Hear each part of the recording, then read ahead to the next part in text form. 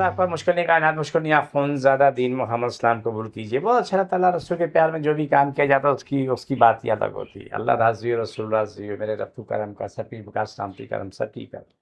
मेरे प्रोग्राम को लाइक करें, शेयर कर लें, सब्सक्राइब करें, मेरा एड्रेस नोट करें। मैं कराची में बैठता हूँ, हैदराबाद 4 मीनार, चुरंगी साथ ही पहली गली कोने में सलानी वाले सेंटर में मेरा अदारा है। सुबह 11 से रात 8 रोज़ाना बैठता हूँ।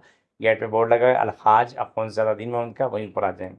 सुबह 11 से रात 8 रोज़ाना, इतवार सुबह 10 से 2 का टाइम, उस टाइम में आप कोई भी आएँ, बुखार वाला बुखार की हालत में आए, दर्द वाला दर्द की हालत में आए, इंशाल्लाह सब मुस्कुराता हो जाएगा। नाक की हड्डी और नाक का गोश्त, 2 चीज़ें। नाक का गोश्त बड़ा होता है, लोग नाक से साँस नहीं ले सकते और मुँह से साँस लेते रहते हैं।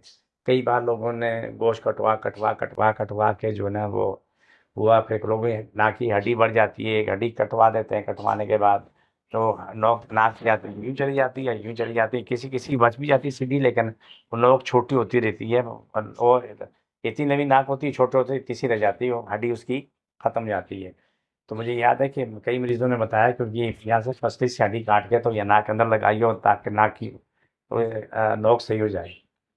जब आप लोग मेरे पास आके इलाज करवाते हैं तो अल्हम्दुलिल्लाह सुम्मा अल्हम्दुलिल्लाह इन्हीं जड़ी-बूटियों के ज़रिए, कलाम-ए-इलाही के ज़रिए आपकी नाक का जो बड़ा गोश्त भी ख़त्म हो जाता है और टेढ़ी हड्डी भी ठीक हो जाती है। आप नाक के ज़रिए ही साँस ले रहे होते हैं।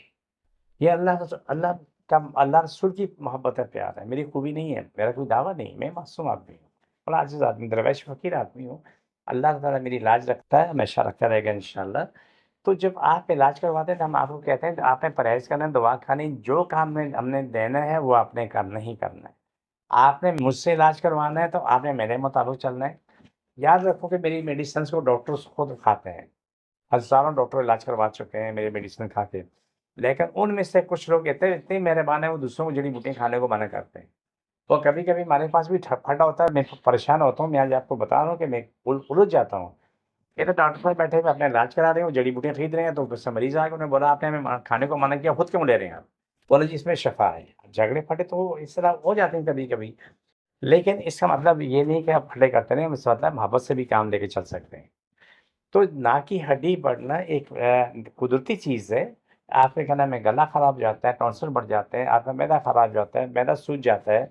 ज़िंदगी के बहुत सारे मसाइल होते हैं। मैं अगले प्रोग्राम में आपको मैदे की सूजन के बारे में बताऊँगा कि मैदे की सूजन में क्या तबाही होती है, क्या बर्बादी होती है, एंड क्या निकलता है जाके। तो नाक की हड्डी जो प्रोग्राम में कर रहा हूँ कि नाक की हड्डी अगर आपकी बढ़ भी गई तो वो ठीक हो जाती है। आपका गोश्त कभी दाएँ, कभी बाएँ वो बढ़ जाता है, बढ़ने के बाद वो बिल्कुल अल्हम्दुलिल्लाह सुम्मा अल्हम्दुलिल्लाह ठीक हो जाता है। आप फिर नाक के ज़रिए आप साँस ले रहे होते हैं, रातों सोते हैं, खर्राटे से पूरा घर जो है ना क्या नाम है गूंज रहा होता है। वो घर वाले उठाते हैं जाके, उठाओ, उठो भाई उठो, उठो, शोर बहुत ज़्यादा है।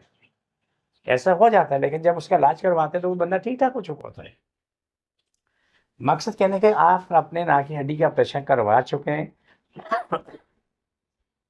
या गोश्त का ऑपरेशन करवा चुके हैं, फिर भी सही नहीं है, लेकिन आप आके इलाज करवा सकते हैं।